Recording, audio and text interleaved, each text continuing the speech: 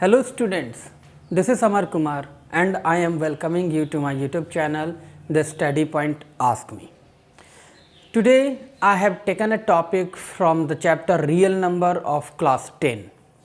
Class 10 से आज मैं आप लोगों को बताऊंगा कि किस तरह से आपके क्वेश्चंस में दिए हुए हैं. You can see in your book proof root 2, root 3 and root 5 is a irrational number. ये तीनों के तीनों क्वेश्चंस आपके लिए बहुत इम्पॉर्टेंट है as per your board examination. It is very important for you all. The same thing which I am going to proof here. आज मैं आप लोगों को यही बताऊंगा कि किस तरह से रूट 2 को, रूट 3 को और रूट 5 को हम लोग इरेशनल नंबर प्रूफ कर सकते हैं. मैं यहाँ पर रूट 2 को first of all I will proof. मैं सबसे पहले आपको यहाँ रूट 2 को इरेशनल नंबर के रूप में प्रूफ करूँगा और उसी के जस्ट सिमिलर बिल्कुल इसी तरह आप रूट 3 और रूट 5 को भी इरेशनल नंबर के रूप में प्रूफ कर सकते हैं. So let's start students. Here you can see that I have written to proof root 2 is an irrational number. Root 2 जो है वो एक इरेशनल नंबर है, ये हमें प्रूफ करना है. तो इसको प्रूफ करेंगे कैसे? तो इससे प्रूफ करने के लिए हम लोग कॉन्ट्राडिक्शन मेथड का उपयोग करेंगे. अब ये कॉन्ट्राडिक्शन मेथड क्या होता है?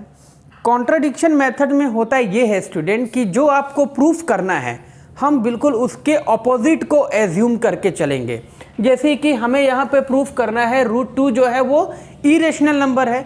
अगर हम उसको एज्यूम कर लेते हैं कि रूट 2 जो है वो इरेशनल नंबर ना होकर के एक रेशनल नंबर है.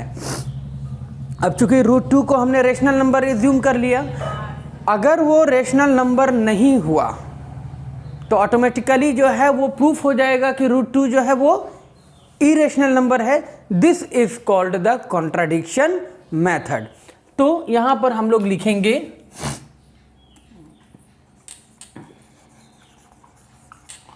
Proof bye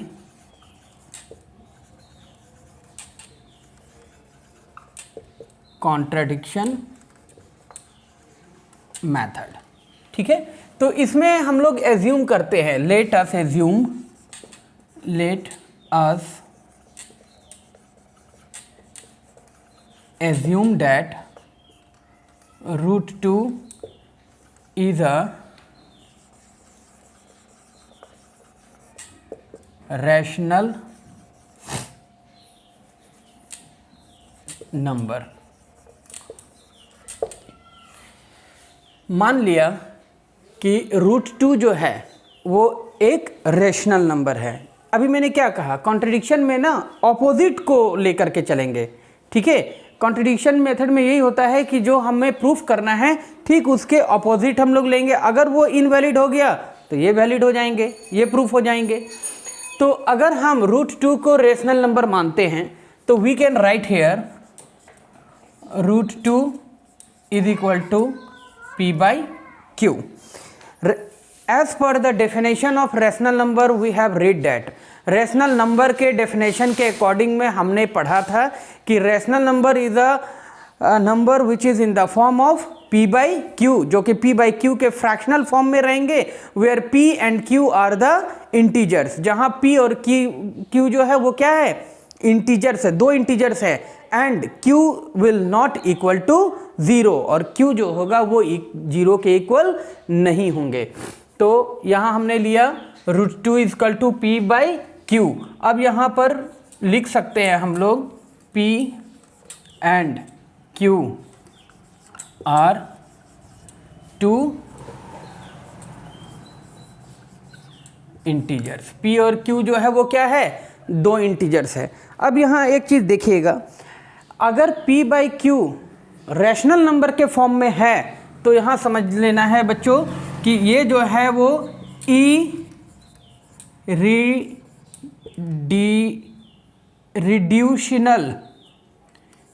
irreducible form. यानी कि इरिड्यूसिबल फॉर्म कहने का मतलब ये है कि इसे अब हम लोग ज़्यादा रिड्यूस नहीं कर सकते हैं. जैसे फॉर एग्जांपल में हम लोग ले सकते हैं 10/5। ये क्या है, रेशनल नंबर के फॉर्म में है, लेकिन ये क्या है, रिड्यूसिबल है, यानी कि इसे रिड्यूस कर सकते हैं। 5 1 जा 5 एंड 5 2 जा 10, 2/1।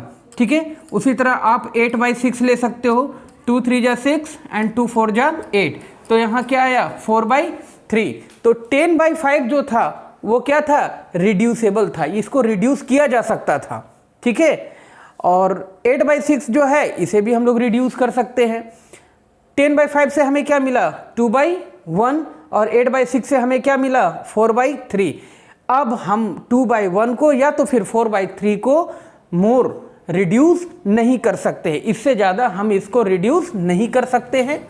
ठीक है, तो ये हुआ। तो P/Q जो है वो यहाँ पर इरिड्यूसिबल फॉर्म में है। अब इरिड्यूसिबल फॉर्म कहने का अर्थ ये हो गया कि P और Q में, है ना, 1 के अलावे कोई भी कॉमन फैक्टर नहीं है। There is only one common factor, only 1 and nothing except 1। अब चूंकि P/Q जो है वो इरिड्यूसिबल फॉर्म में है, तो आप यहाँ पर लिख सकते हो P and Q have no any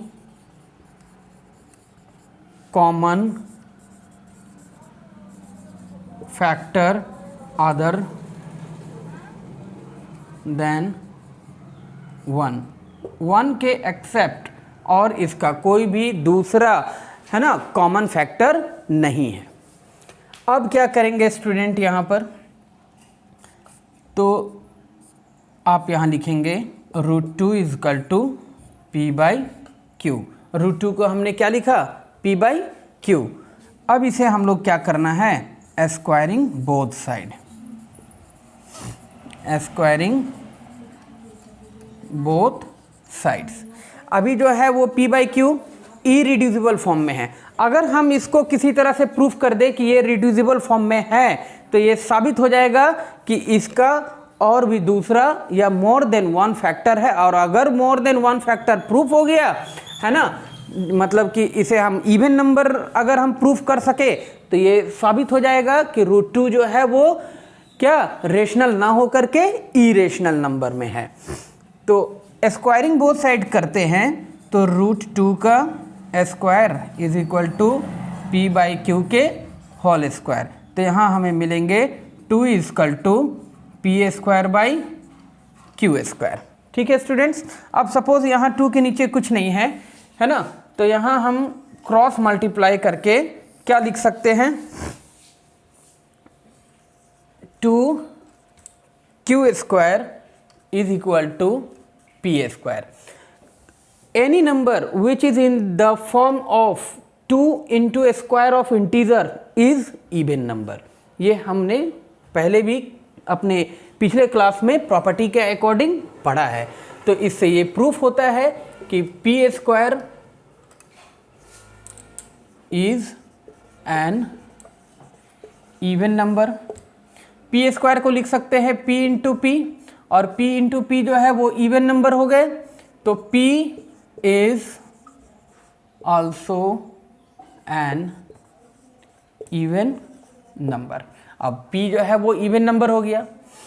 अब देखिए यहाँ क्या करना है, सपोज P = 2K, है ना, any number which is in the form of 2 × integer, है ना, यहाँ K क्या है, K कोई इंटीजर ले लेते हैं। अब जैसे इसको आप P को समझ सकते हो, 8 = 2 × 4, 6 = 2 × 3, तो यहाँ 4 और 3 क्या है, this is also an integer, ये भी जो है वो एक इंटीजर है। ठीक है, तो हमने क्या लिया, P = 2K। अब क्या करेंगे, स्क्वायरिंग बोथ साइड्स, दोनों तरफ स्क्वायर कर देते हैं, तो P² =